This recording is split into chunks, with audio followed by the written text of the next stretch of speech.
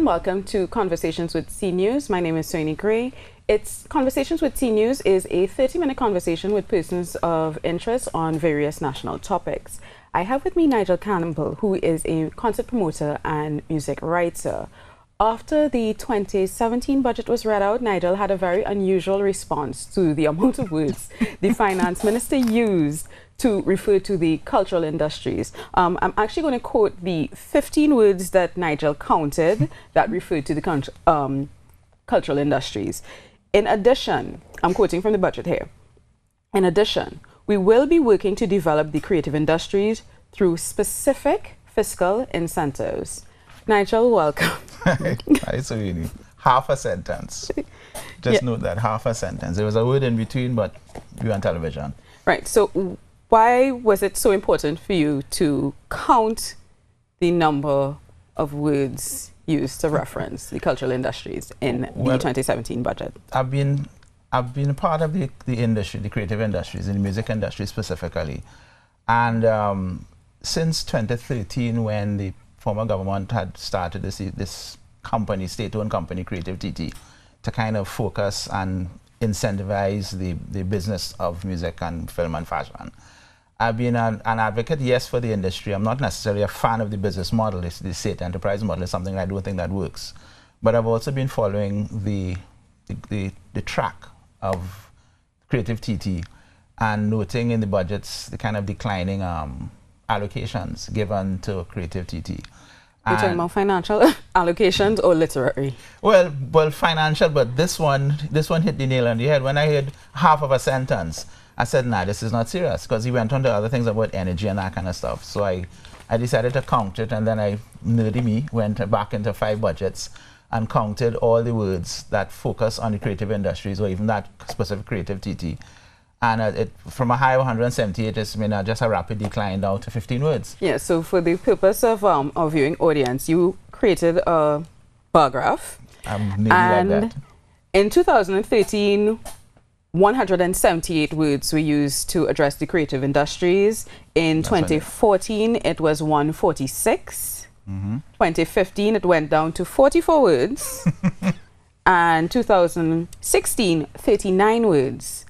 And then we reached 15.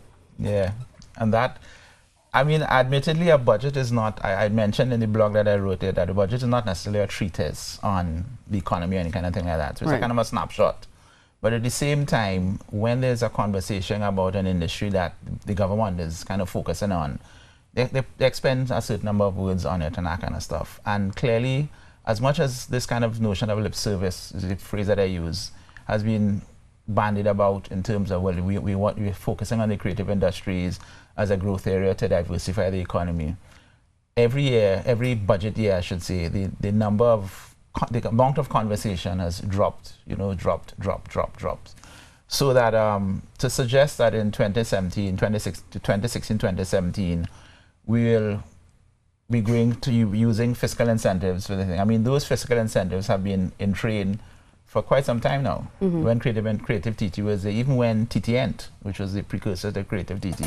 I mean, there are tax incentives for private corporations to incentivize music, film, and fashion, which is the kind of focus of the government when they use the word creative industries. Right.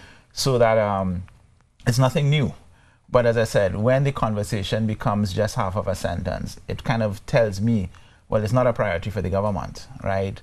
And it probably signals a certain kind of an opportunity that is for private entrepreneurs and persons who are already in the industry to, to get yourself together and start doing the work, because admittedly the economy is kind of recessed, that's the fancy of the recession. We've lost a lot of revenue, and so the government has available for it much less money right now. But it's now an opportunity to get ourselves together, which is a kind of deficiency of the stakeholders themselves. They're not formed in a kind of a unified collective in music, that is. And, let's start doing something, because if we keep looking towards the government, which has been a kind of a trend for many persons in the industry to help them, to bail them out, to finance them, to do whatever, it's going to be slim pickings going forward. And that's actually a very interesting point, because I'm wondering if it makes sense. It seems to me that maybe government does not fully understand what is required to develop a creative industry. Perhaps persons who actually work in the sector in Trinidad and Tobago should be the ones leading the conversation or guiding the government in the developing of that sector? Well, admittedly, it's a kind of a new phrase, this whole notion of creative economy, and it's only happened about 20 years ago, and that whole kind of jargon of creative economies.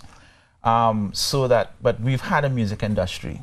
We've engaged in the commerce of music. We recorded music over a century ago in Trinidad for sale. And we've been doing that, and there was local entrepreneurs have invested millions of dollars, not very successfully because some of them have really folded up on that kind of stuff, in terms of making product, which is the big thing at the time, making records for sale. And in terms of artists are now able to create. So the idea of an industry of music has existed for quite some time. The idea of an exportable creative music industry, which is what the government has been focusing on of recent time, is something that's relatively new, and we've been having this kind of hit and miss way of doing it. There are persons in the industry who are knowledgeable, but Trinidad is politics is a partisan kind of thing. So if you're not on the side of either you're with us or you're not with us kind of stuff, and that is kind of unfortunate because the creative industries, I think, is unlike the energy industry, the manufacturing industry. Those are kind of left-brain people, and the way that they collect, the way they form together, the way they think, the way they operate is slightly different from the kind of efficient way that manufacturers or engineers come together kind of stuff. So that I think the government has some knowledge. I mean, they do have experts within the ministries, and they've tried on their boards of creative TT to put knowledgeable persons. But as I said, my concern with that, how the government has done it within the last couple of years via the state-owned enterprises. TIDCO started, then IDECO, then TTN, and now Creative TT with its subsidiaries, Music Film and Fashion TT. That state enterprise model is just not a model that works efficiently, because Corporation Seoul can see here and the line minister has some input, and things go off track, and the results have just not been positive over the years. So that there are persons who have some knowledge and have some ability in terms of working in the industry. But what kind of persons are you thinking of? Who are you thinking of? Well, as I said, we have entrepreneurs who have done it before, right? As I said, some of them have been super successful, some have not. We can call Jean-Michel Gébert, we can call Robert Amar, I can call Josanne Leonard, who's more on the policy side, but who has worked regionally in terms of broadcast and music. And these are persons who are well known. Trinidad is a kind of strange place. Once you're super successful in the business side of music, of course you have your detractors. So that it's a matter of trust and that kind of stuff. And people have to understand that the music industry is more than simply talent. It's really a grand hustle where relationships are more important than talent sometimes. And that is something that you have to really think about, right? So that it's a kind of give and take kind of situation and thing. How the government approaches, as I said, they've been funding these state-owned enterprises to help energize, to make them marketable, to make them exportable, with varying success. And there's another element in terms of how the government interacts with the industries, in that there's a Ministry of Culture. There's several ministries, and all of the areas that you think should be at least held in one space are held across maybe 3 ministries, tourism, culture, and the Ministry of Trade. And Ministry of Trade, and you could add to that legal affairs for copyright and that kind of stuff, right? And that copyright issue is something that we haven't really dealt with properly at all. Not properly, and of course there's public administration that handles broadcasting, so that this entity, CNMG, which owns radio stations and television stations, they have an important part to play in the music industry, or certainly radio stations. We'll talk about that soon, but but specifically in terms of this notion of having a kind of a ministry of, I had said, a Ministry of Culture and the creative industries. Right. As was a suggestion I had thrown to sort of consolidate all the moving parts together. Yeah, because as it stands now, if I am an observer of what has been happening over the last couple of years, and there's been almost a kind of interchanging of functions, jargon, who does what, and sometimes who claims success in what kind of thing, between certainly the Ministry of Culture and these state enterprises under trade. Yeah. And we've had this kind of slippage back and forth, and it reflects all the way back up to the political directorate. So that if you look at manifestos of the People's Partnership or the PNM going back to 2010, you see that the word cultural industries and creative industries are used interchangeably. What's the difference?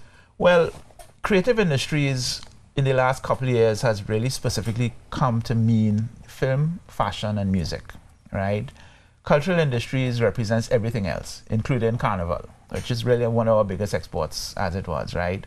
And the music industry is made up certainly of those elements, but it also includes live music. It should also include the production of steel pans. That's an element that people don't necessarily look at as a part of the music industry and things. So that the ability of the stakeholders to kind of focus, and certainly the government to focus this thing, has been kind of, I personally believe, kind of left wanting, because if you have, as I said, this kind of disparate different groups and things, if we did consolidate and we focused on this thing and certainly had a better budget, 15 words and about $4 million for creative TT ain't gonna cut it. But I mean, the finance minister did speak about hoping to see culture and tourism working together, and they see the value of culture to boost our tourism product. That's not appealing? Well, listen, for developing countries, and it has been said that part of the tourism product would include the people and the culture as a kind of a draw for tourism products and that kind of stuff.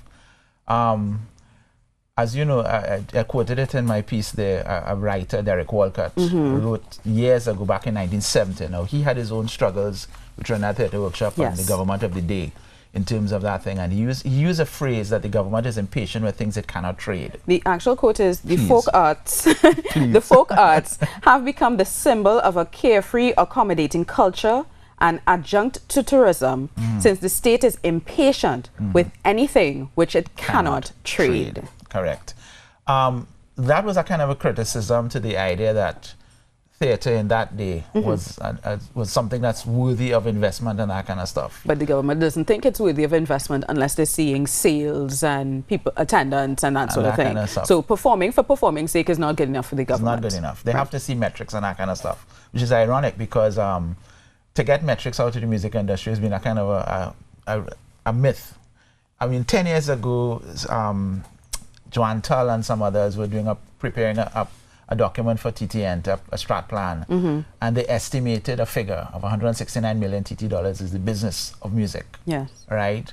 And that figure had been repeated over and over and over again, but it was an estimate, and it has never been verified in terms of actual figures. So that we threw about these numbers that are really mythical numbers kind of stuff to justify numbers. I mean, Vanessa James, some years later, actually did a piece, a document for WIPO on the intellectual property industries, but that included advertising and publishing, and that was in the billions of dollars. So so as an economist or as a government minister, you said, okay, this is where the money's supposed to go. But if you peel it back to just simple things, live music industry, film industry, the local indigenous film industry, that kind of stuff, you may see millions, right? So that understandably, as I said, the Minister of Finance has to play with where he allocates the money. And amazingly, well, not amazingly, I mean, understandably, I guess, for a certain point, without metrics, without any kind of data-driven kind of stuff, he will just say, well, okay, this doesn't put much. But we've already said that the creative industries, which included entertainment, film, music, as I said, has been part and parcel of the manifesto since 2010. So it's something that we've been talking about for at least 6 years. And they keep investing in it. But as I said, the numbers have been going down. So how determined that investment is, I don't know. I really don't know. So on your blog, you spoke about, and you mentioned earlier in the interview that you think that maybe a path on the right direction might be having a Ministry of Culture and Creative Industries. Yeah, with a proper budget. With a proper budget. What are the other suggestions you have in terms of, you know, actually trying to develop the cultural industries? Because you're a promoter, so you work in the business of live music. A government's ideal role is what they call creating this enabling environment. Right, which is a kind of catch-all phrase for don't necessarily get into competition with us. Right. So don't say you're going to put on your own shows. Don't put on your own showcases to say bringing on foreign promoters, foreign music execs to come and compete with private sector persons who are doing similar kind of things. Private companies should do that. Yes. Okay. Enabling environment means that we have a cultural policy which is still in draft form, which should be enacted, right? Proclaimed and so that's what they should be doing. They should be doing enforcement of intellectual property laws, which they have, but not sufficiently enforced. Well, I mean, or the laws need to be clarified, or both. Well, the laws have been the copyright law passed in '97, updated twice, hasn't been successfully enforced. And I remember somebody at the IP office was telling me, I'd asked the question, how many of these cases have gone all the way through where a person wins in court and gets compensation? And he told me 0. 1997 to now, right? So 0 doesn't tell you much. We have a law. But enforcing the law, and as you and I know, we could go down the road, the side of the road, and get bootleg DVDs and bootleg music, right? And at one point, we were on the watch list. The American has this watch list for copyright infringers because we were stealing cable, right? Which is another big element because, as I said, we had signed many years ago, I think it was in 1994, we had signed this agreement, a bilateral agreement with the states for intellectual property things, which covered cable, music, and all that kind of stuff. And in the reports, they keep saying that piracy is replete, right? So that you can actually, as I said, buy videos anywhere. You don't have to buy videos if you have a good internet connection. Well, you know, you could rip it yourself from torrents. How many people have internet connections? In Trinidad? Yeah. That's actually tricky because apparently internet penetration in Trinidad isn't as deep as some people would have you think. But the users are highly sophisticated users. So, like, if it's only 5%, the 5% are very advanced internet users, and that's the trick. What I understand from the last set of figures, and I can be corrected on this, it's less than 50% is the penetration. I mean, Trinidad is more than Port of Spain and San Fernando. This is including mobile? Yeah. Okay. Internet penetration. So that the fact of the matter, people still are purchasing DVDs. Oh, yeah. We're still purchasing those things, right? And to a lesser extent CDs, but compilation CDs and that kind of stuff. So that once there's a market for something, I mean, people are still doing that kind of stuff. So that, as I said, in terms of the enforcement of these things, in a sense, it has almost changed our buying habits.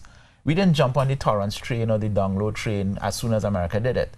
We just were buying cheap DVDs and buying cheap CD compilations. And now it's very difficult to convince somebody to pay $100 for a brand new CD, unless they're loyal. Right. Or their kind of dedicated market. But what the government can do is perhaps support a buy local, buy the authentic, real DVD sort of campaign rather than buy create local their own is CD. one thing, but buy the authentic CD is another thing. Yeah, well, that's what I'm saying. Have a campaign that's not just to buy local, but to buy local, buy CDs. Don't download it. Don't go to the CD man who has a rack of burnt DVDs and pay for the branding. Authentic is a critical thing. We are in the era of downloads. So I wouldn't suggest that you don't download the music. If your music is on you just said that internet penetration is low. No, so maybe in Trinidad, those who can download. We still could support a small local in the genre, CD. In the genre that I work in the jazz, I'm a part of a team that promotes jazz artists and the Greens. Right. We sell CDs. All the artists, I just tell whoever has a CD, give us the CDs, we will sell the CDs at the show. And we do a brisk amount of sales on CDs. And here we have a concert promotion, tell the artists, make sure you walk with CDs. People still buy CDs for certain kinds of music, admittedly. I'm not sure people are buying soca CDs for singles. But certainly they are buying CDs for jazz, because that's a kind of a long playing kind of thing. You listen to the whole album. Isn't the problem with soca, I mean, other than Marshall, who releases a CD, an album, of maybe eight minimum tunes every year. Marshall's the only person who does it. I think Bunchy may have released 1 or 2, but not really a whole suite. Bunchy's doing singles, and they've been released, of course, on VP and via RC and that kind of stuff. So maybe we need to encourage our local artists to get serious about producing albums, or at least doing compilations. So maybe producers or promoters of soca artists need to really work on doing compilation CDs. That can work at least for the local and regional markets. We do have compilation CDs. I know VP Records out of Brooklyn, the Jamaican, who started that label out there in Brooklyn. They in Queens. They every year put a soca compilation, Soca Gold. Precision Productions, he compiles all his music that he produces annually. That's Casey Phillips. So that compilations do exist, right?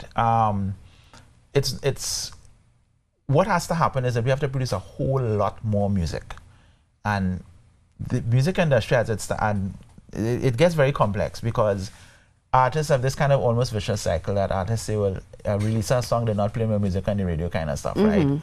and then the artist doesn't produce more music and that kind of stuff.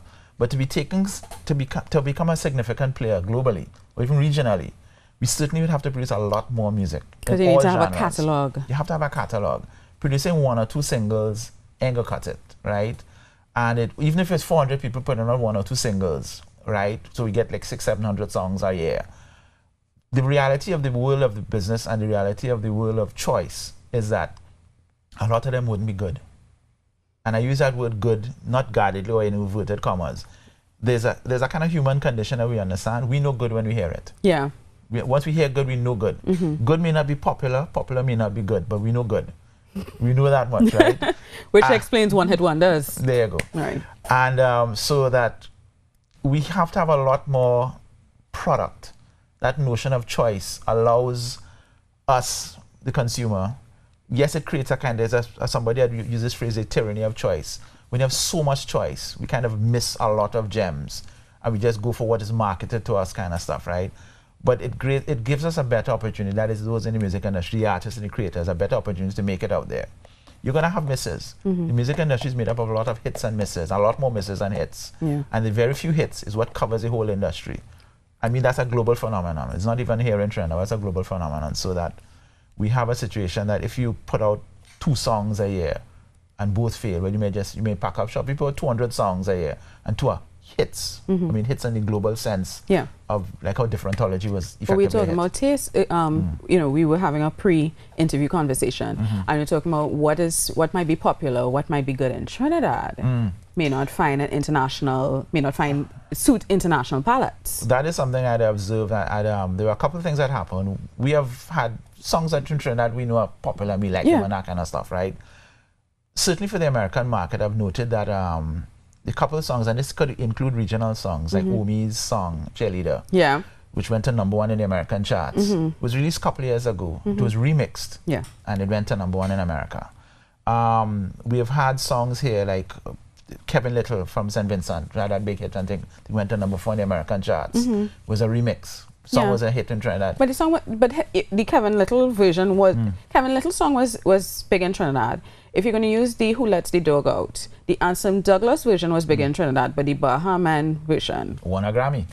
Yes. What happens is, but let's be honest, that's a poorer quality version, though. Well, you see, that is a subjective choice. Yes, correct. It's a subjective choice. Yeah.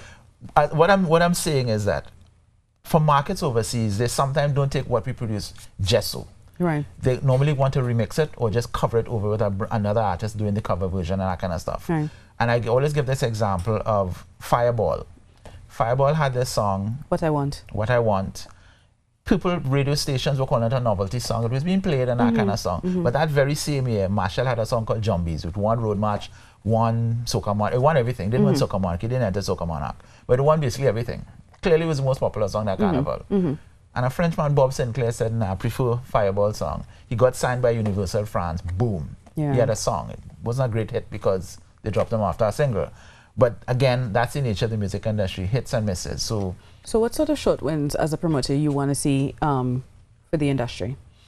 Well, as I said, the enforcement of the copyright laws is important. I think that me personally, there's been a lot of noise and voicing about the idea of content quotas for broadcast media, right?